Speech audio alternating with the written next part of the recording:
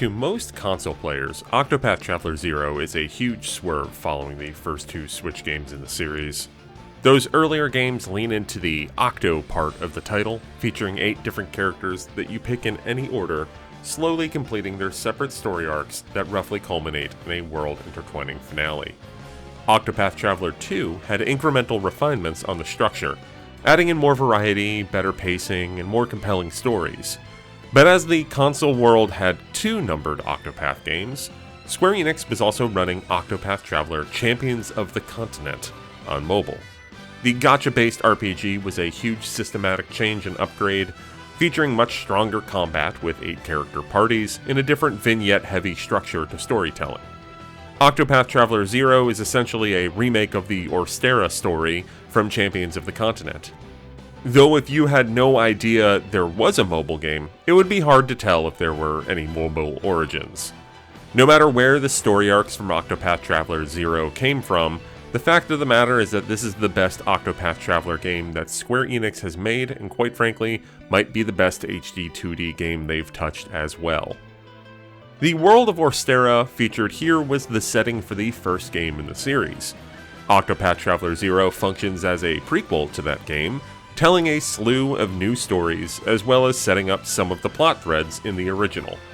Brilliantly, this game solves a lot of the storytelling issues brought about by having 8 different characters by making the main character be a player-created avatar.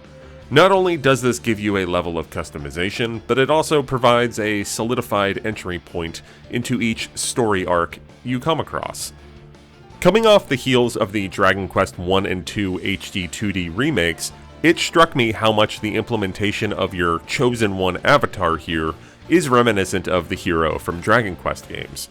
There is no need to make sure Primrose and Olberic talk during their story's respective cutscenes, because the main character is your character and everyone else is secondary.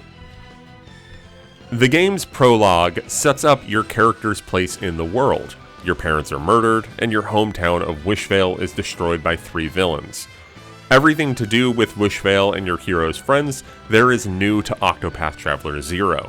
The questline that builds out of the town involves rebuilding the ruins and populating it with your party members and other willing villagers you meet in your travels. I appreciate the concept of Wishvale, but it started to fall apart for me as it wore on because building out your town felt too much like a checklist and a means to an end. It starts strongly. I found the opening hours of the prologue and the restoration plot to be compelling, but at a certain point I just wanted to upgrade my training facility to level up more heroes and get enough quality materials to build a church. This ain't exactly Stardew Valley.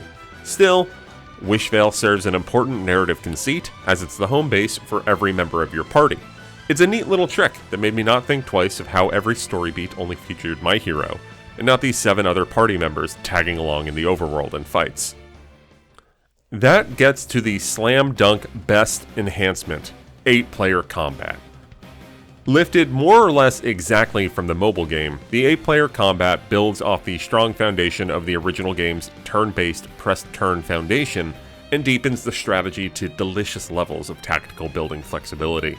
You have 2 rows of 4 characters, each in combat at one time, with them paired off into units you can swap between during their turn. It allows for much better coverage of weaknesses and also lets you better protect healers or glass cannons.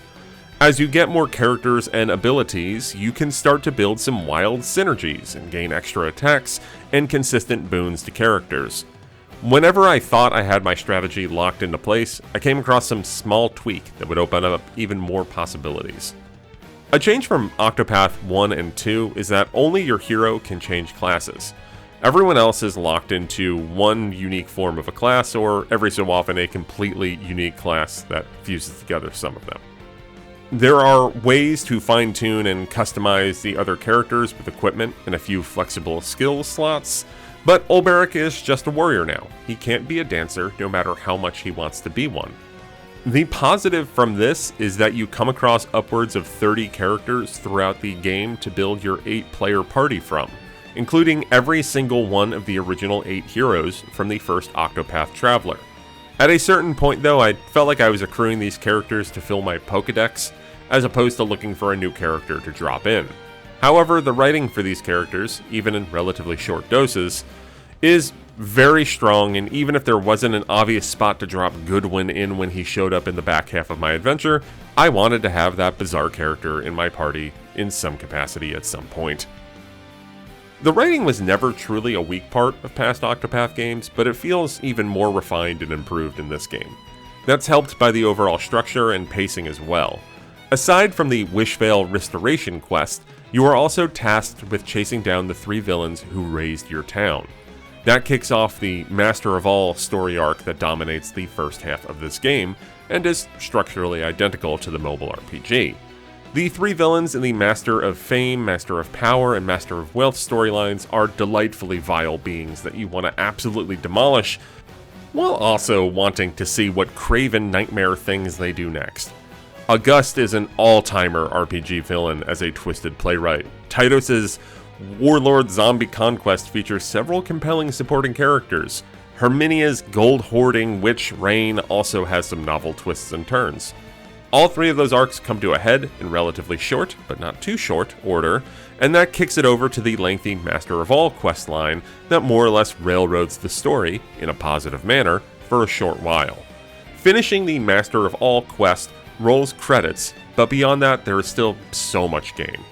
The back half includes the entirety of the Bestower of All story arc, also structurally identical to the mobile RPG, which is not as straightforward as the opening plot, but tells a layered, compelling story that builds off of what happened in the first half throughout the world, and sets up some of the events of the original game.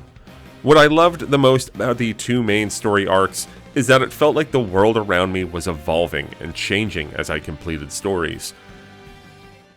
You see the impact of the events around you, and for the most part, any thread unresolved early on gets clarity and more attention later on. Also, as a quick point of clarification, I keep saying structurally identical because while the big picture story arc for all these plots is the same, Octopath Traveler 0 fills in so much more nuance and detail.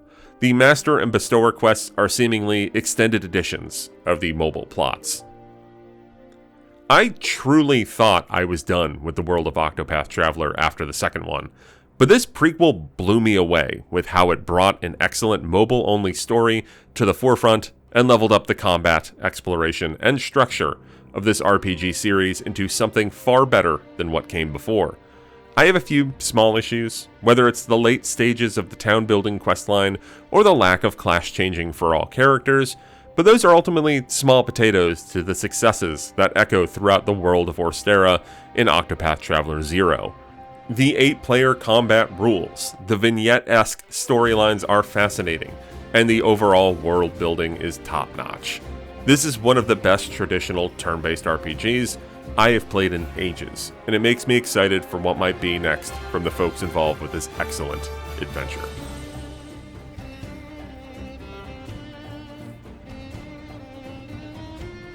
This video was made possible by our generous supporters on Patreon. Check out patreon.com/NWR for all the details.